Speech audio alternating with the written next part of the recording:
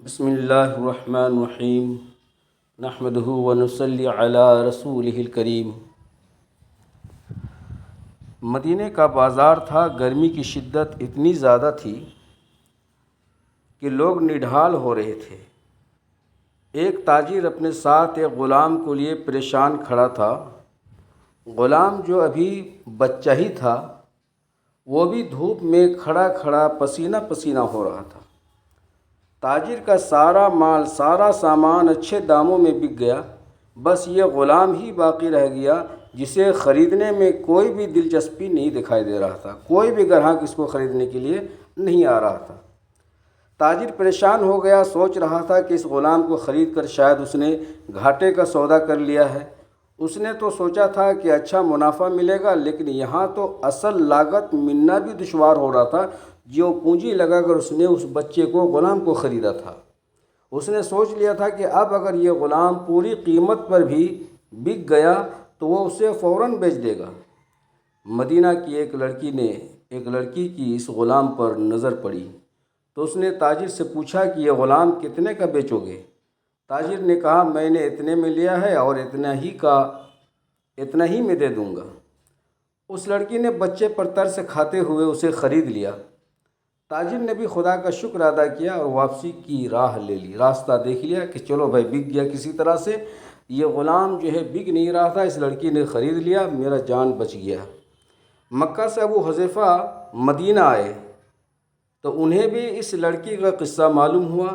لڑکی کی رحم دلی سے متاثر ہو کر انہوں نے اس کے لیے نکاح کا پیغام بھیجا جو قبول کر لیا گیا۔ یوں واپسی پر وہ لڑکی جس کا نام شبیتا تھا، اس کی بیوی بن کر اس کے ہمراہ تھی اور وہ غلام بھی مالکن کے ساتھ مکہ پہنچ گیا۔ ابو حذیفہ مکہ آ کر اپنے پرانے دوست عثمان بن عفان سے ملے تو انہیں کچھ بدلا ہوا پایا اور ان کے رویے میں کچھ چینجنگ محسوس کی۔ انہوں نے اپنے دوست سے استفسار کیا، سوال کیا، پوچھا کہ عثمان، یہ بدلاؤ کیوں لگ رہا ہے؟ تو حضرت عثمان بن عفان نے جواب دیا کہ میں نے اسلام قبول کر لیا ہے اور تم ابھی تک مسلمان نہیں ہوئے، تو اب ہماری دوستی کیسے چل سکتی ہے؟ تم غیر مسلم ہو اور میں مسلمان بن گیا ہوں۔ ابو حذیفہ نے کہا، تو پھر مجھے بھی محمد صلی اللہ علیہ وسلم کے پاس لے چلو اور اس اسلام میں داخل کر دو جسے تم قبول کر چکے ہو۔ چنانچہ حضرت عثمان رضی اللہ عنہ نے انہیں نبی کریم صلی اللہ علیہ وسلم کی خدمت اقدس میں پیش کیا اور وہ کلمہ پڑھ کر دائرہ اسلام میں داخل ہو گئے۔ گھر آ کر انہوں نے اپنی بیوی اور غلام کو اپنے مسلمان ہونے کا بتایا تو ان دونوں نے بھی کلمہ پڑھ لیا۔ حضرت ابو حذیفہ رضی اللہ عنہ نے اس غلام سے کہا کہ چونکہ تم بھی مسلمان ہو گئے ہو، اس لیے میں اب تمہیں غلام نہیں رکھ سکتا، لہٰذا میری طرف سے اب تم آزاد ہو۔ غلام نے کہا، آقا، میرا اب اس دنیا میں آپ دونوں کے سوا کوئی نہیں ہے، آپ نے مجھے آزاد تو کر دیا، میں کہاں جاؤں گا؟ میرا کوئی رشتہ دار نہیں، کوئی عزیز و اقارب نہیں، میرے ماں باپ نہیں، میں غلام لڑکا ہوں۔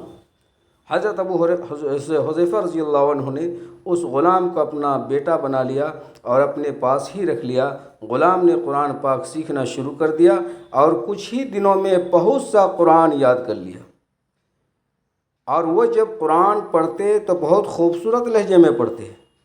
ہجرت کے وقت نبی کریم صلی اللہ علیہ وسلم سے پہلے جن صحابہ نے مدینہ کی طرف ہجرت کی، ان میں حضرت عمر رضی اللہ عنہ کے ساتھ حضرت ابو حذیفہ رضی اللہ عنہ اور ان کا یہ لئے پالک بیٹا بھی تھا۔ مدینہ پہنچ کر جب نماز کے لیے امام مقرر کرنے کا وقت آیا تو اس غلام کی خوبصورت تلاوت اور بہترین قرآن پڑھنے کی وجہ سے اور سب سے زیادہ قرآن حفظ ہونے کی وجہ سے انہیں امام چن لیا گیا کہ یہ امامت کریں گے، اور ان کی امامت میں حضرت عمر رضی اللہ عنہ جیسے جلیل القدر صحابی بھی نماز ادا کرتے رہے۔ مدینہ کے یہودیوں نے جب انہیں امامت کرواتے دیکھا تو حیران ہو گئے کہ یہ وہی غلام ہے جسے خریدنے کے لیے کوئی تیار نہیں تھا۔ آج دیکھو کتنی عزت ملی کہ مسلمانوں کا امام بنا ہوا ہے۔ اللہ پاک نے انہیں خوشگلو اس قدر بنایا تھا کہ جب آیات قرآنی تلاوت فرماتے تو لوگوں پر ایک محویت طاری ہو جاتی اور راستہ چلنے والے جو ہے وہاں پر ٹھہر جاتے اس کی آواز سن کر، اس کی تلاوت سن کر، اس کی قرآن کی آواز سن کر سننے لگتے تھے۔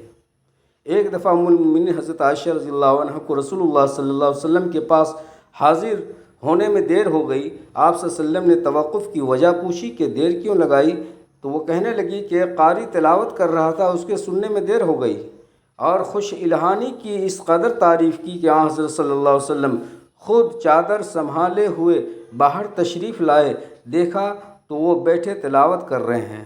آپ صلی اللہ علیہ وسلم نے خوش ہو کر فرمایا، اللہ پاک کا شکر ہے کہ اس نے تمہارے جیسے شخص کو میری امت میں بنایا۔ کیا آپ جانتے ہیں کہ یہ خوش قسمت صحابی کون تھے؟ ان کا نام حضرت سالم رضی اللہ تعالی عنہ تھا، جو سالم مولا ابو حذیفہ رضی اللہ عنہ کے نام سے مشہور تھے۔ انہوں نے جنگ موتا میں جام شہادت نوش کیا۔ اللہ تبارک و تعالیٰ کی کروڑہ رحمتیں ہوں ان پر۔